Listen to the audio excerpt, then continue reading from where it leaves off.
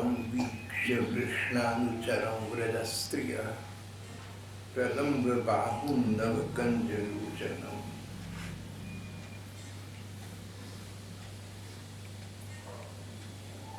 श्री कृष्ण वृंदावन छोड़कर मथुरा आ गए। उन्होंने अपने मित्र उद्धव जी को वृंदावन भेजा। उद्धव जी उनके अंतरंग मित्र थे। उनसे कहा कि तुम मेरे माता पिता मैया बाबा को मेरा स्नेह संदेश देना और गोपियों को समझाना कि मैं भले ही उनकी आंखों से दूर हो गया हूँ लेकिन मन से दूर नहीं हुआ। मन से समीपता ही वास्तविक समीपता है। मैं और मेरी गोपियां मन के एक दूसरे के मन के बहुत समीप हैं।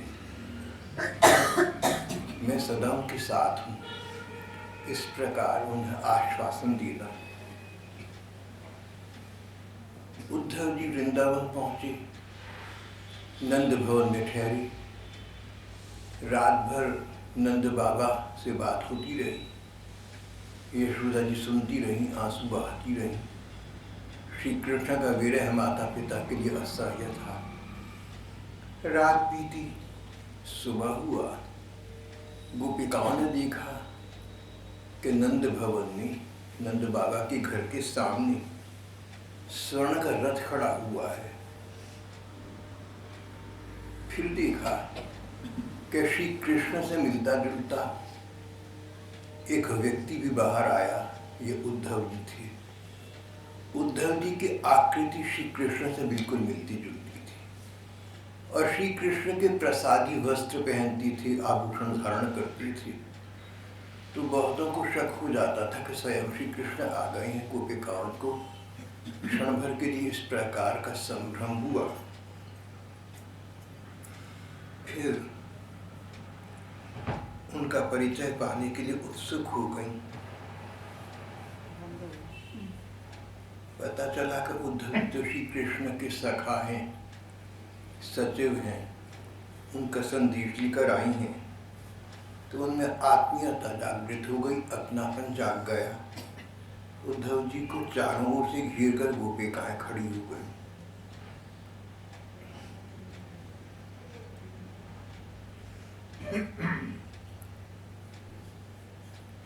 गोपिकाओं के मन में श्री कृष्ण का विरह, श्री कृष्ण का वियोग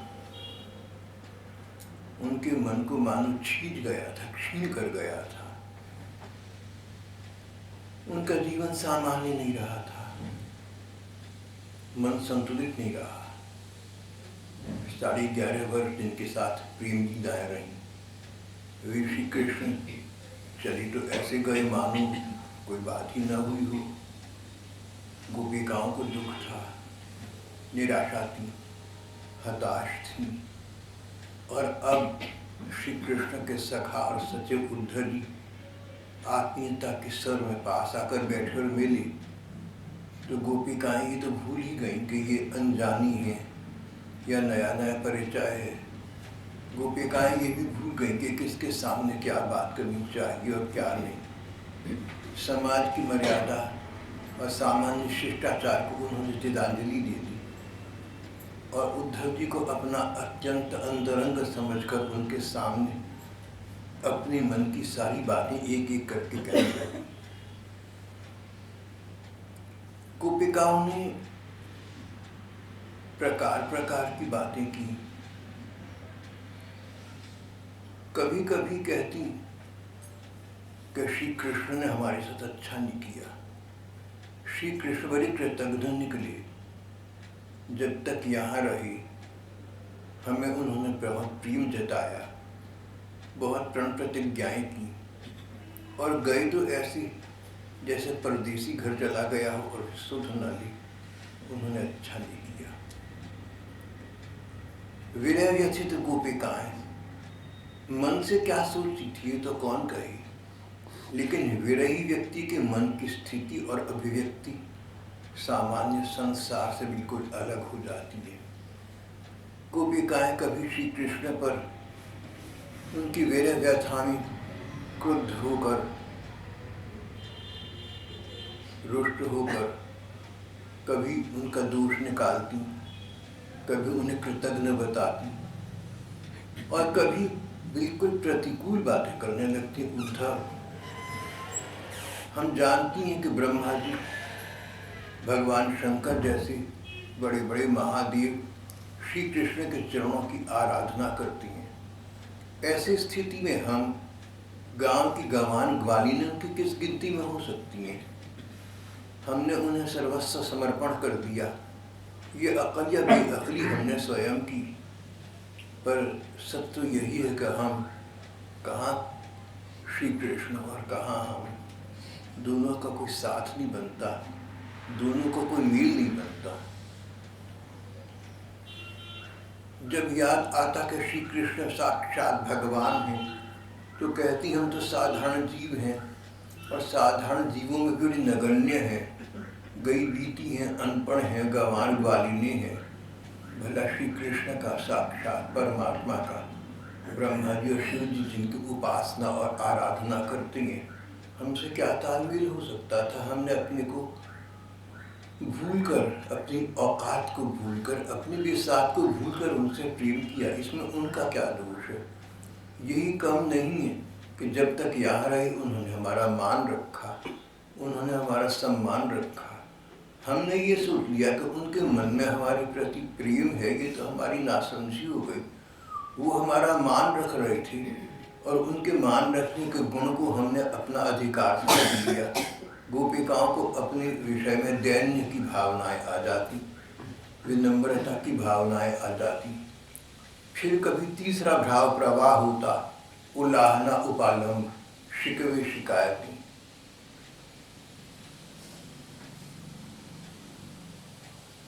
प्रकार प्रकार के भाव में आविष्ट गोपिकाएं प्रकार प्रकार की चर्चाएं करने लगी। कहीं कहीं उन्होंने कटाक्षपात किया, व्यंग्य किया, ताने भी दिए। कहने लगे, उद्धव जी, जानीमस्वाम यदुपति पार्षदम समुपागतम भर्तृ प्रेषितः पितृ भवान प्रिय चिकीर्षया।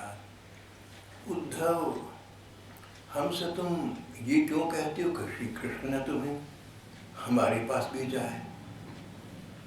ऐसा तुम्हें तो नहीं कहना चाहिए। अरे सच सच कहो ना, श्री कृष्ण ने अपने माता पिता के लिए तुम्हें यहाँ भेजा है। घर वालों का मोह, घर वालों की ममता तो बड़ी बड़ी नहीं छोड़ पाते, और कृष्ण कोई साधु संत को त्यागी बैरागी तो नहीं हो गए। गोपिकाओं ने विरह व्यथित होकर दुखी दिल से ऐसा कहा। पूरी उन्होंने अपनी माता पिता का आदर रखने के लिए तुम्हें यहाँ भेजा। हमारे पास तो तुम संयोगवश आ गए हो। तुम व्रजनाथ श्री कृष्ण के, तुम वृंदावन विहारी कृष्ण के दूत नहीं हो, तुम यदुनाथ कृष्ण के दूत हो। यादवों के वंश के श्री कृष्ण हैं, उनके संदेश लेकर, उनके दूत बनकर तुम आए हो। तुम्हारे स्वामी कृष्ण ने तुम्हें अपनी माता पिता को सुख देने के लिए यहाँ भी जाए, अन्यथा हमें तो इस गांव में श्री कृष्ण के स्मरण करने योग्य कोई वस्तु दिखाई नहीं देती। माता पिता सगे संबंधियों का मोह, तो उनका प्रेम बंधन तो बड़े बड़े भी नहीं छोड़ पाते।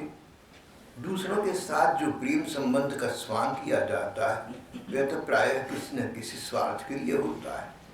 जब प्रजा देखती है कि राजा हमारी रक्षा नहीं कर सकता, तब राजा का प्रजा साथ छोड़ देती है। यज्ञ की दक्षिणा मिली कि ब्राह्मण चलते बन, वृक्ष पर फल नहीं रहते तो पक्षी वहाँ से बिना कुछ सोचे विचारे उड़ जाती हैं। भोजन कर लेने के बाद अतिथि लोग गृहस्थ की ओर नहीं मुड़कर देखते, तो मन में आग लगी कि पशु भाग लिए। इस प्रकार गोपियों के मन, वचन, तन सबके सब श्री कृष्ण में तल्लीन थे।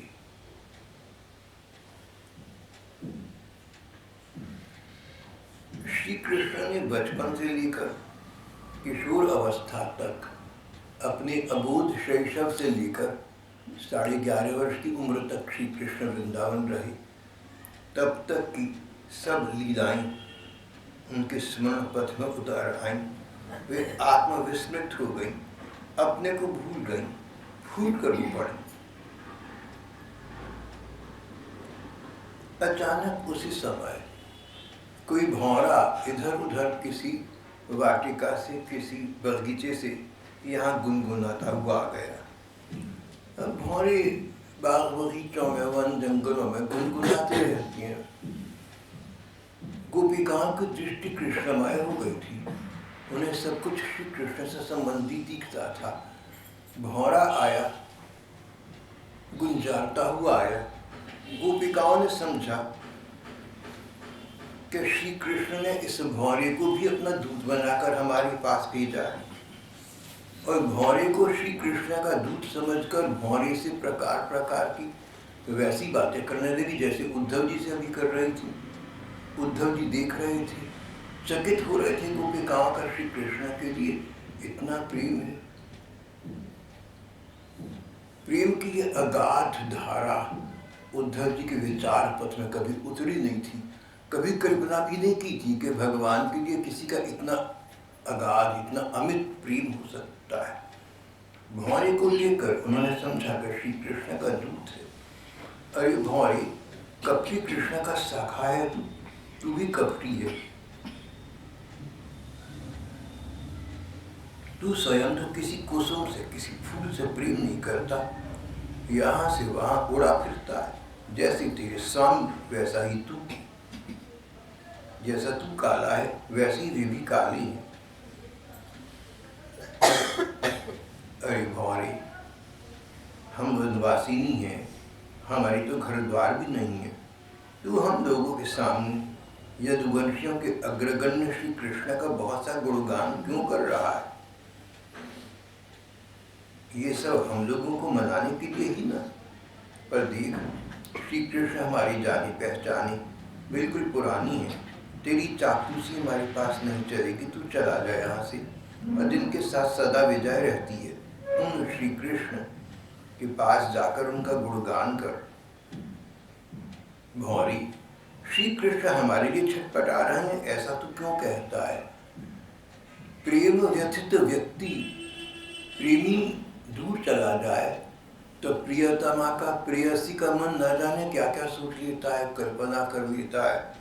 गोपिकाएं सोच रही हैं कि ये भौरा श्री कृष्ण का भेजा हुआ है, और ये जो भौरा गुंजार रहा है, गुनगुना रहा है, मानो ये अपनी भाषा में ये कह रहा है कि श्री कृष्ण तुम्हारे पीछे बहुत, जैसे तुम श्री कृष्ण के पीछे व्याकुल हो, ऐसे श्री कृष्ण भी तुम्हारे पीछे बुला रहे हैं। ऐसा सोच कर कहती हैं, भौरी बेकार की बातें क्यों करता है?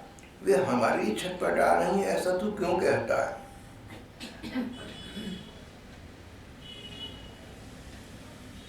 औरों की तो बात क्या, स्वयं लक्ष्मी जी भी उनके चरण रज की सेवा किया करते हैं, फिर हम श्री कृष्ण के लिए किस गिनती में हैं?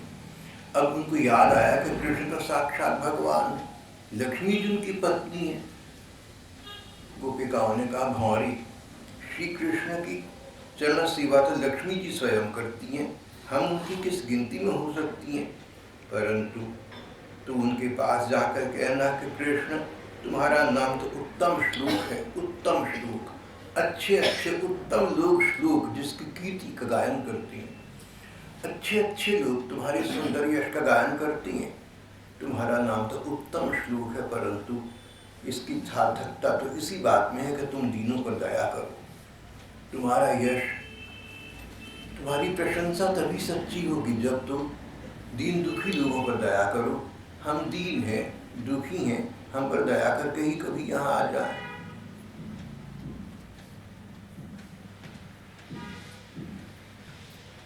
भौरे, देख, हमने श्री कृष्ण के लिए अपने परिवार के सदस्यों को छोड़ दिया, पर वे ऐसे निर्मोही निकले कि हमें छोड़कर चलते बन। ऐसे अकृतज्ञ के साथ क्या हम संधि करें? क्या हमें अब भी तू कहता उनका विश्वास करना चाहिए? अरे भौरे, सो तो सही, जब ये श्री कृष्ण राम बनी थी तो बलि को इन्होंने, दोबारा कहूंगा, जब श्री कृष्ण राम बने थे तो इन्होंने बाली को छिपकर बड़ी निर्दयता से मार दिया था। शूर्पणखा आकृष्ट होकर इनके पास आई, पर इन्होंने उस बेचारी के नाक कान काट लिए, उसे क्रूर कर दिया। ब्राह्मण के घर वामन के रूप में जन्म लेकर इन्होंने क्या किया? राजा बलि ने इनकी पूजा की, उनकी मुंह मांगी वस्तु थी, और उन्होंने उसकी पूजा ग्रहण करके भी उसे बांधकर पाताल में डाल दिया। अच्छा, तो अब जाने दी हमें श्री कृष्ण से क्या। गोपिकाएं कहती हैं जब श्री कृष्ण राम बनी थी तब उन्होंने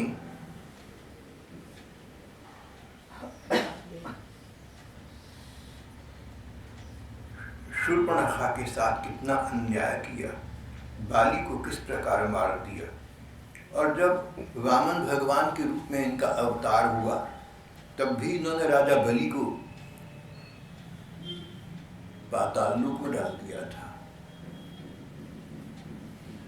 विरह व्यथित व्यक्ति प्रियतम के विषय में प्रकार प्रकार के विचार रखता है, कभी अच्छे कभी अप्रिय, और जो आता है अनाप शराब में बोलता रहता, पागल हो जाता है।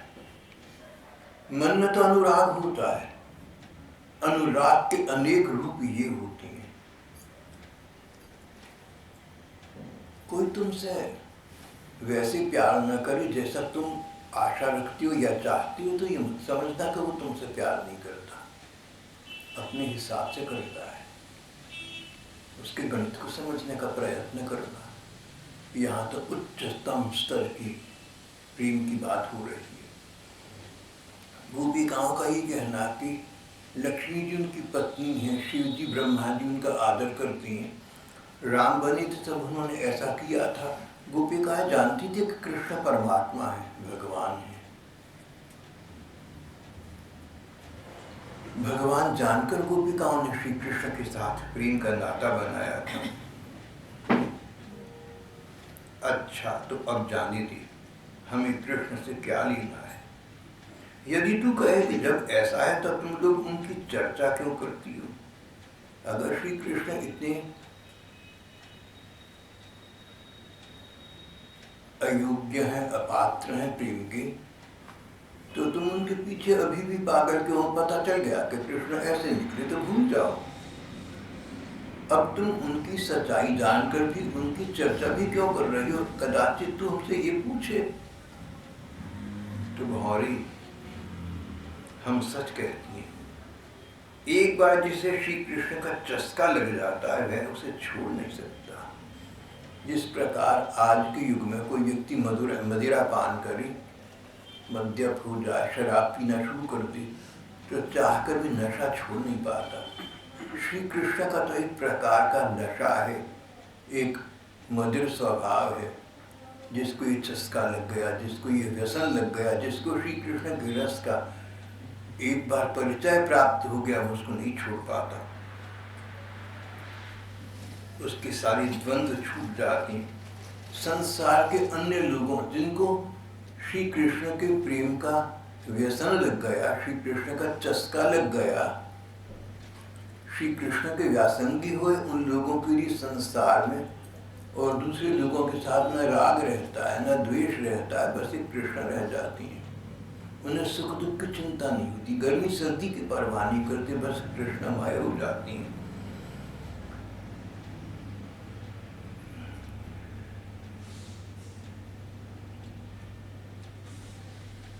श्री कृष्ण की लीला रूप कणामृत के एक कण का ही जो रस आस्वादन कर लेता है, उसके सारे द्वंद्व छूट जाते हैं।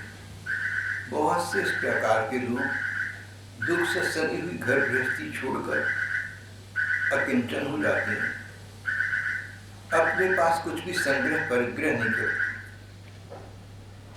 न जाने कितने श्री कृष्ण के ऐसे प्रियजन हैं जिन्होंने श्री कृष्ण के रसास्वाद का पान कर लिया, जो श्री कृष्ण के प्रेम में मानो मदिर हो गए, नशे में आ गए। श्री कृष्ण का व्यसन लग गया, श्री कृष्ण का चस्का लग गया उन्हें, इतना अधिक लग गया कि संसार अपना न रहा। संसार के लोगों से कहीं लाभ था, कहीं द्वेष था, सब भूल गया। अपनी सर्दी गर्मी का विचार न रहा। इतना ही नहीं, अपनी बसी हुई घर गृहस्थी को छोड़ दिया, अकिंचन हो गए, अपने पास कुछ रखा नहीं। जीवन ऐसा हो गया कि अपना संग्रह परिग्रह कुछ भी न रहा, न परिवार का मोह रहा, न पैसे का मोह रहा, कुछ भी पास न रखा। और ऐसी स्थिति आ गई, ऐसी दुर्दशा उनकी हो गई कि पक्षियों की तरह चुग चुग कर, चुन चुन कर, भीख मांग कर अपना पेट भरने लगी। दीन दुखिया से जाती रही। श्री कृष्ण की गीता कथा फिर भी नहीं छोड़ पाती। इसका चस्का ऐसा ही है, हमारी दशा यही हो रही है। यदनुचरित लीला कर्ण पीयूष विप्रट, सकृत धन विधूत द्वंद्व धर्मा विनष्टा, सपदि गृह कुटुंबम दीनमुत्सृज्य दीना, बहवति विहंगा भिक्षुचर्यां चरन्ति।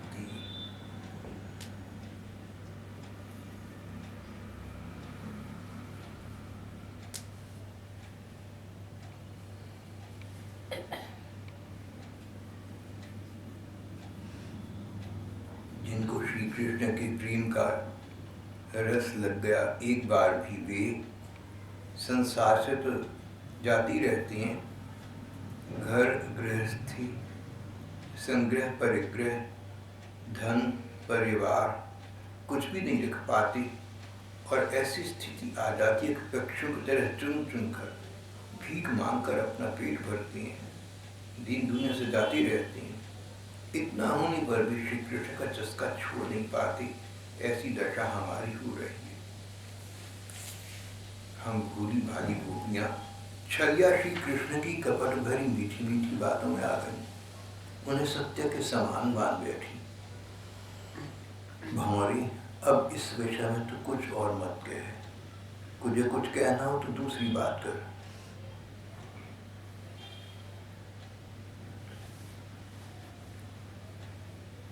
अच्छा भंवरी, हमें एक बात बता, श्री कृष्ण मथुरा में अब सुख से तो है ना? यहाँ के घर सगे संबंधी और ग्वाल बालों को भी याद करते हैं क्या? हम दासी कभी कभी चर्चा चलाती हैं। भंवरी, क्या कभी भी अपनी दिव्य सुगंध से युक्त भुजा हमारे सिरों पर रखेंगे? क्या हमारे जीवन में ऐसा शुभ अवसर फिर कभी आएगा? गोपिकाएं श्री कृष्ण दर्शन के लिए अत्यंत व्याकुल हो रही थी, तड़प रही थी। उनकी बातें सुनकर उद्धव जी ने देखा कि ये तो प्रेम की उत्कर्ष अवस्था पर, ये तो परम प्रेम की परंपरा काष्ठा पर पहुंच चुकी है।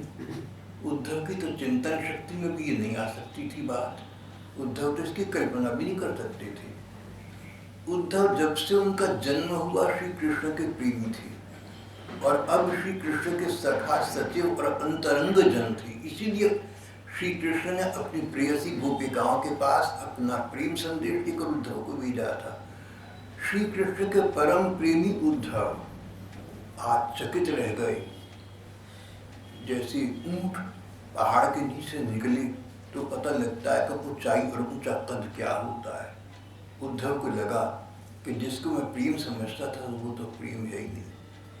प्रेम तो उसका नाम है जो गोपिकाओं का है। उद्धव जी ने कहा, गोपियों, तुम्हारा जीवन ही सफल है। सच ये कि तुम सारे संसार के लिए पूजनीय हो।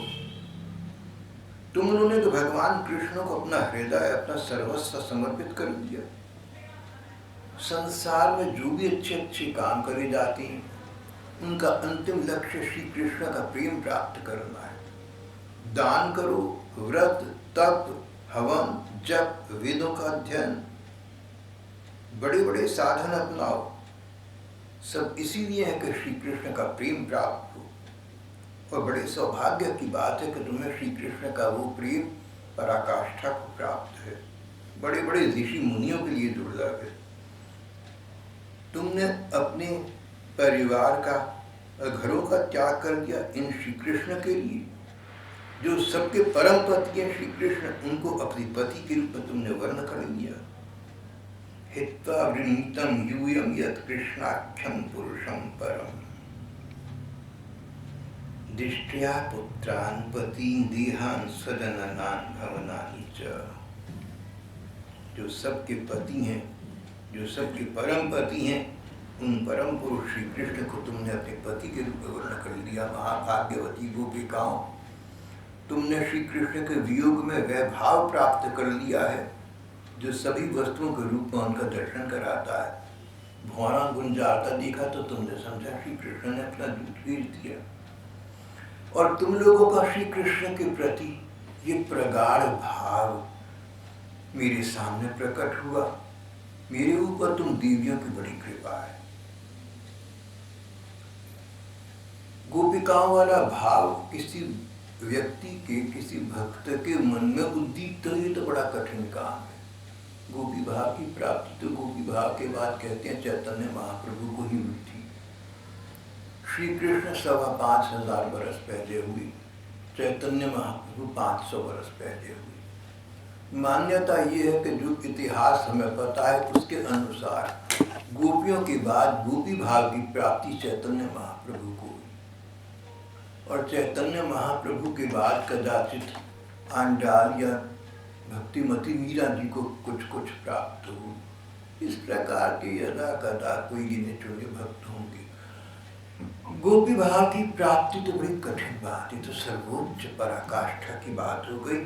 उद्धव जी बोले, मैं तो ये चकित हूँ कि तुम्हारे इस भाव का मुझे प्राप्त होना तो संभव नहीं है, लेकिन ये भाव होता है और तुम्हारे अंदर मैंने देखा, तुमने मेरे सामने अपना भाव प्रकट किया, प्रकाशित किया, मैं धन्य हो गया। मेरे लिए इतना ही पर्याप्त है। आज मेरा जीवन सफल हो गया। श्री कृष्ण की मित्रता मुझे प्राप्त हुई, श्री कृष्ण का साक्ष्य मुझे प्राप्त हुआ, श्री कृष्ण मेरे स्वामी बने, मैं उनका सचिव बना। श्री कृष्ण मुझे अंतरंग समझकर अपनी प्रेयसी तुम गोपिकाओं के पास मुझे भेजा। इन सब बातों से मुझे उस सौभाग्य की प्रतीति नहीं हुई थी। श्री कृष्ण के सेवा सुख से, श्री कृष्ण के संग सुख से जिस सौभाग्य की मुझे प्रतीति नहीं हुई, तुमने अपना भाव मेरे सामने प्रकट किया। उसको देखकर आज मुझे लगा कि मेरा सचमुच ये जीवन सफल हो गया। गोपियों, मैं श्री कृष्ण का गुप्त काम करने वाला दूत हूँ। तुम्हारे प्रियतम श्री भगवान ने तुम लोगों को सांत्वना देने के लिए बड़ा प्रिय संदेश भेजा है। मैं तुम लोगों के पास वो संदेश लेकर आया हूँ, उसे सुनो। गोपिकाओं, श्री कृष्ण ने कहा है, गोपियों, इसमें संदेह नहीं कि मैं तुम्हारे नयनों का ध्रुवतारा हूँ, तुम्हारा जीवन सर्वस्व हूँ, किंतु मैं जो तुमसे इतना दूर रहता हूँ इसका कारण है। वो ये है कि तुम निरंतर मेरा ध्यान कर सको। मनसा सन्निकर्षार्थम, तुम निरंतर मेरा ध्यान कर सको। शरीर से दूर रहने पर भी मन से तुम मेरी सन्निधि का अनुभव करो। मैं तुम्हारे मन के समीप ये अनुभव करो, अपना मन मेरे पास रखो। गोपियों, श्री कृष्ण ने कहा है, गोपियों, प्रेमियों का चित्त अपने परदेसी प्रियतम में जितना निश्चल भाव से लगा रहता, उतना आंखों के सामने पास रहे और प्रियतम में नहीं लगता। तुम लोग अपना पूरा मन मुझ में लगाकर जब मेरा अनुस्मरण करोगी तो शीघ्र ही सदा के लिए मुझे प्राप्त हो जाओगी।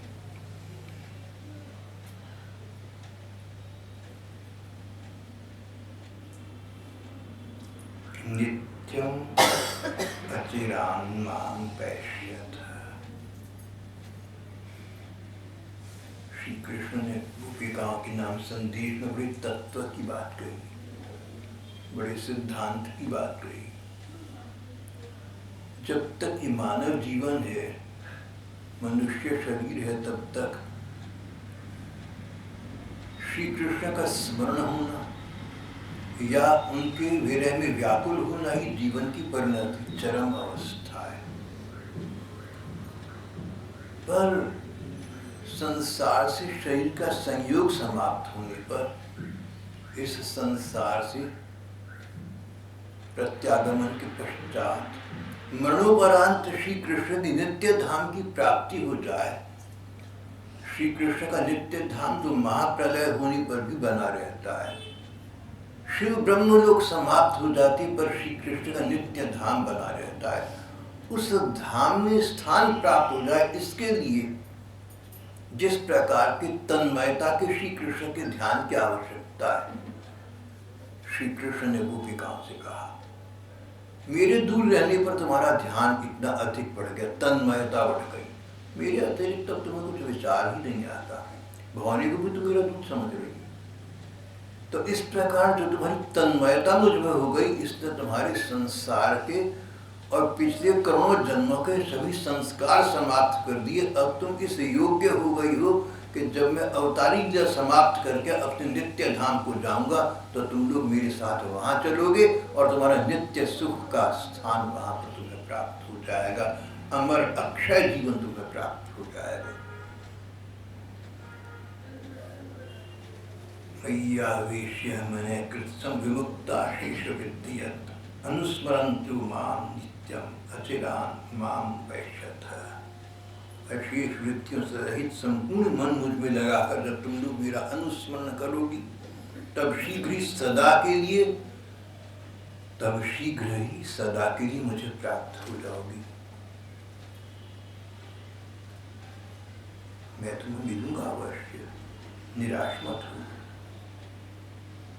अपनी प्रियतम श्री कृष्ण का ये संदेश सुनकर गोपिकाओं को सांत्वना मिली, आश्वासन हुआ,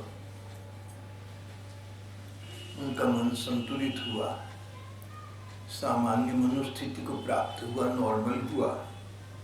गोपिकाओं का उद्धव जी,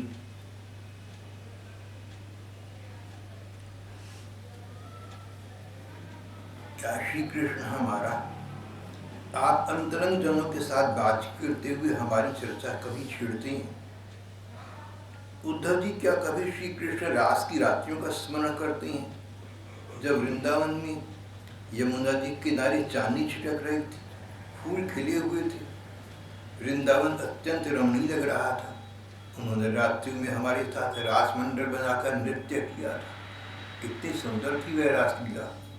हम लोगों के पांव के नूपुर रुन झुन बज रही थी, हम उनकी सुंदर सुंदर लीलाओं का गान कर रही थी, वे हमारे साथ नाना प्रकार के विहार कर रहे थे।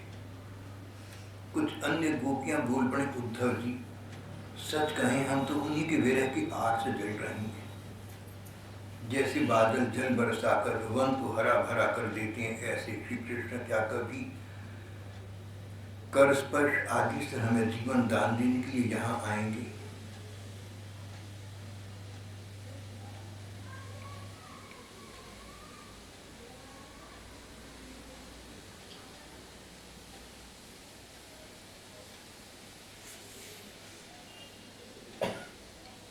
उद्धव जी, ये वही नदी है जिस पे वे विहार करते थे, ये वही गोवर्धन पर्वत है जिसके शिखर पर चढ़कर वे वंशी बजाते थे, ये वही वन है जिनमें वे रात के समय रासलीला करते थे, ये वही गऊ हैं जिनको चराने के लिए वे सुबह शाम हम लोगों को देखते हुए आते जाते थे। और ये ठीक वैसी ही वंशी की तान हमारी कानों में गूंजती रहती है जैसी वे अपने अधरों के संयोग से छिड़ा करते थे। श्री कृष्ण ने इन सभी का सेवन किया है। यहाँ का एक एक प्रदेश, एक एक धूलिकण इनके परम सुंदर चरण चिन्हों से अंकित है। इन्हें जब हम देखती हैं, सुनती हैं, दिन भर यही तो किया करती हैं, तब तक वे हमारे प्यारे श्याम सुंदर नंदन को हमारी आंखों के सामने लाकर खड़ा कर देते हैं। उद्धव जी, हम किसी भी प्रकार मरकर भी उन्हें भूल नहीं पाएंगे।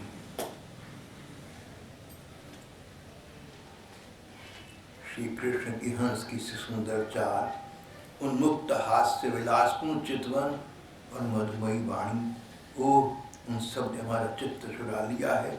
हमारा मन हमारे वश में नहीं रहा, हम उन्हें भूलें तो कैसे। हे नाथ रमानाथ व्रजनाथातिदासन मग्नमुद्धर गोविंद गोकुलम ब्रजनानवात। प्यारे कृष्ण, अब गोपिकाओं को बात करते करते भाव प्रवाह बदला, उनको लगा श्री कृष्ण सामने खड़े हैं। प्यारे कृष्ण, तुम ही हमारे जीवन के स्वामी हो, सर्वस्व हो, कृष्ण तुम लक्ष्मीनाथ हो तो क्या हुआ, हमारे लिए तो व्रजनाथ ही हो ना। हम रज गोपियों के एकमात्र सच्चे स्वामी तुम ही हो। श्याम सुंदर तुमने बार बार हमारी व्यथा मिटाई है, हमारे संकट काटे हैं। तुम गौओं से बहुत प्रेम करते हो, क्या हम गौआ नहीं हैं? श्री कृष्ण तुम्हारा ये सारा गोकुल, ये सारा वृंदावन, जिसमें ग्वाल बाल माता पिता गौए और हम गोपियाँ सब कोई हैं, दुख के अपार सागर में डूब रहा है।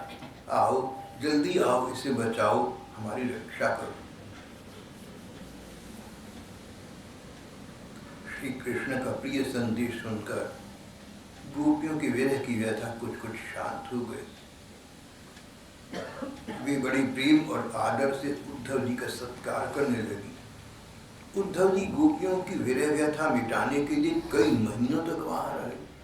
2-3 दिन के लिए आए थे, लेकिन लगभग 6 महीने गोपिकाओं के पास रहे।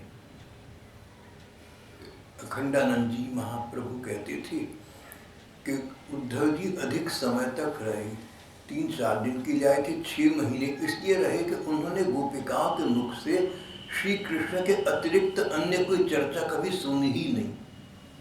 कृष्ण कथा के व्यासंगी उद्धव जी गोपिकाओं के साथ 6 महीने रहे।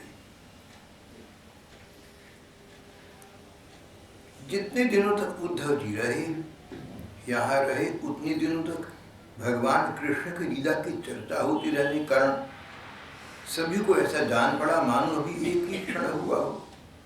भगवान के प्रेमी भक्त उद्धव जी कभी नदी के तट पर जाते, कभी वनों में विहार करते, कभी गिरिराज की घाटी में विचरते, कभी रंग बिरंगे फूलों से लदे हुए वृक्षों में रम जाते, और कहाँ भगवान कृष्ण ने कौन सी लीला की है ये पूछ पूछ कर ब्रजवासियों को भगवान कृष्ण उन लीला के स्मरण में तन्मय कर देते।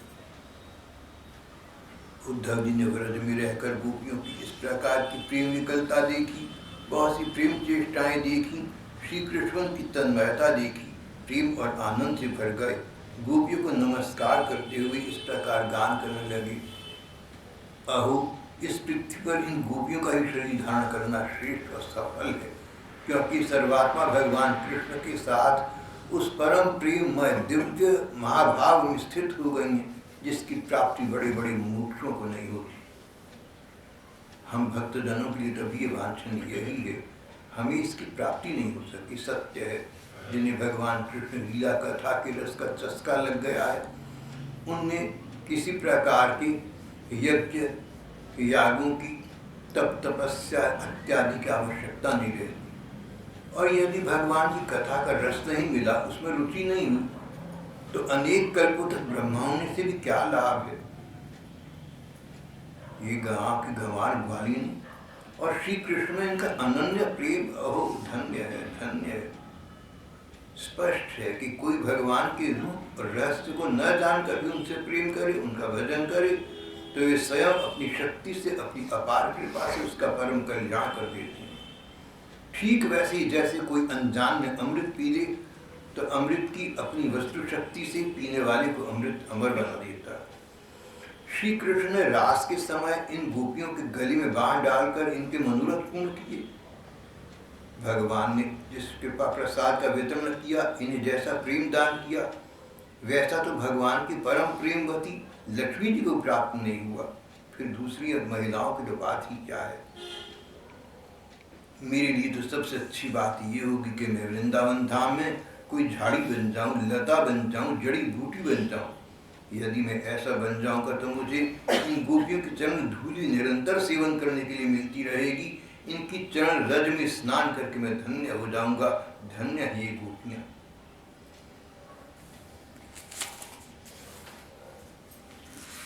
आसाम हो चरण रीद दुषाम श्याम। भगवान कृष्ण की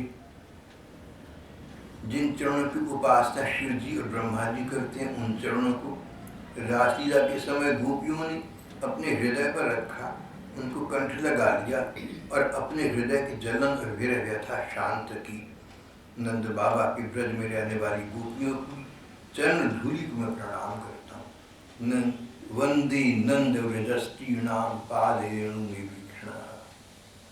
इन गोपिकाओं की चरण धूलि को मैं बारंबार प्रणाम करता हूँ, उसे सिर पर लगाता हूँ। इन गोपियों ने श्री कृष्ण लीला कथा के संबंध में जो कुछ गान किया है वह तीनों लोगों को पवित्र करता है और सदा सर्वदा पवित्र करता रहेगा। इस प्रकार सबसे विदा लेकर उद्धव जी वृंदावन से बाहर आए और मथुरा के लिए चल पड़े। मथुरापुरी लौट आए। मथुरा आकर श्री कृष्ण को उन्होंने प्रणाम किया। उन्हें ब्रजवासियों के प्रेममयी भक्ति का उद्रेक जैसा उन्होंने देखा था कह सुनाया।